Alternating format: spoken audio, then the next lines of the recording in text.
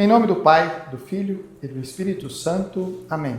Vamos para mais uma meditação dominical do Evangelho à luz da imitação de Cristo. Hoje vamos meditar o sexto domingo da Páscoa. O Evangelho que nos acompanha hoje é João, capítulo 14, versículos de 15 a 20.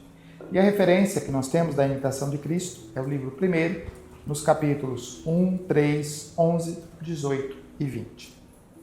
Amar é permanecer. À medida que o caminho pascal se aproxima de sua plenitude, as palavras de Jesus tornam-se ainda mais interiores.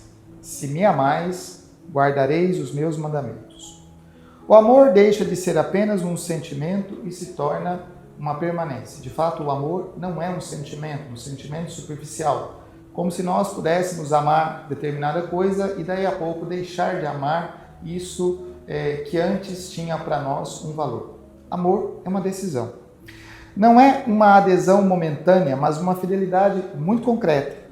E à luz da imitação de Cristo, compreendemos que a verdadeira união com Deus não são provas de palavra, mas de vida. Não basta dizer que nós amamos a Deus. É preciso comprovar com a nossa vida, pelos gestos, pelos compromissos de vida, se de fato nós amamos a Deus. No livro 1, capítulo 1, lemos que pouco aproveita falar das coisas divinas se não se vive segundo elas.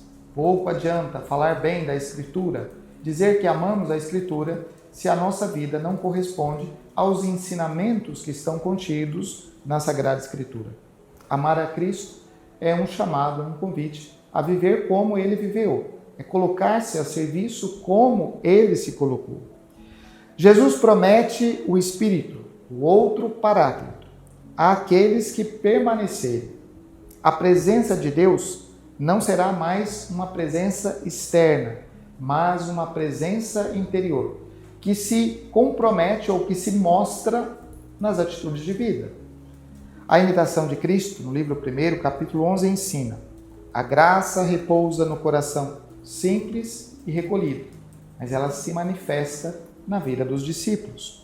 O Espírito encontra morada no coração que se abre, não que se dispersa, que aprende a permanecer. E a Páscoa amadurece quando deixamos de buscar a Deus apenas de fora e começamos a encontrá-lo dentro de nós, na intimidade, no silêncio. Uma das grandes dificuldades do nosso tempo é justamente essa: fazer silêncio para deixar Deus falar. E aqui o silêncio ele é necessário. Calar, silenciar os barulhos ao nosso redor. Silenciar aquilo que está clamando no nosso coração, na nossa mente, para deixar que Deus fale. Silenciar também os barulhos interiores para que Deus possa falar. Não vos deixarei órfãos. Essa é uma promessa que toca o núcleo da experiência humana e o núcleo da fé pascal. O medo da solidão, da ausência, da perda, encontra resposta fiel no ressuscitado. O ressuscitado se coloca junto dos seus discípulos e sopra sobre eles a presença do Espírito Santo. Essa presença que é uma continuadora da ação de Cristo no tempo, na história, na igreja e em cada um de nós enquanto discípulos. A imitação de Cristo, no livro 1, capítulo 20, recorda que a vida espiritual exige renovação contínua. Exige de nós uma contínua escuta, um desejo de escutar a este Espírito que nos fala qual é a vontade de Deus a nosso respeito. A presença de Cristo não se dispersa no caminho, mas ela sustenta o caminho. Ou seja, enquanto caminhamos, é o próprio Espírito, o Espírito de Cristo, que vai nos animando nesta caminhada. Ele não elimina as dificuldades, nós não estamos livres dos conflitos e das dificuldades ao longo do caminho. Aliás, nós vamos encontrar essas dificuldades, mas a maneira como nós respondemos a elas é que indica se nós estamos ouvindo a voz de Deus. À medida que permanecemos no caminho, permanecemos caminhando com Cristo, apesar das dificuldades, no encontro com as dificuldades, se mostra a nossa resistência de fé. Jesus fala de um conhecimento novo. Vós me conhecereis. E mais do que apenas conhecer, vós me reconhecereis. Nos encontramos com Cristo todos os dias, nas pessoas, nos irmãos que estão ao nosso lado, nas circunstâncias, nas situações habituais da nossa vida. Ali Deus se faz presente. Mas somente se nós estivermos imbuídos do seu Espírito, nós seremos capazes de reconhecê-lo. Não se trata de um conhecimento intelectual, mas de comunhão com Ele.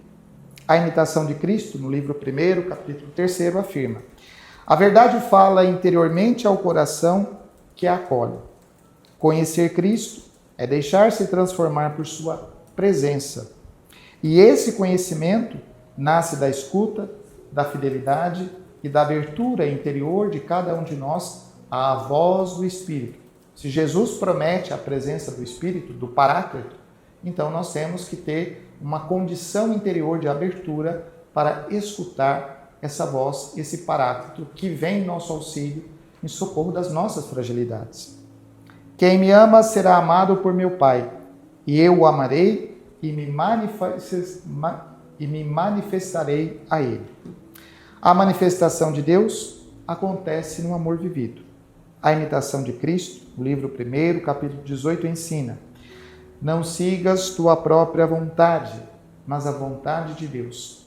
Como seguir a voz de Deus? Como seguir a voz de Deus? É preciso escuta. Escuta do Espírito que clama em nós. Amar implica sair de si, ordenar o coração e deixar que a vontade de Deus se torne um caminho concreto no nosso cotidiano. Todos os dias, quando nos levantamos, é preciso ter esse desejo interior de fazer em nossa vida a vontade de Deus. E é só assim, é somente dessa maneira que nós podemos permanecer no caminho que Ele nos apresenta. A manifestação de Cristo não é espetáculo. Quem está aguardando um grande sinal para fazer a vontade de Deus, nunca vai encontrar esse sinal. Porque a vontade de Deus fala ao coração, fala no silêncio de nossa vida.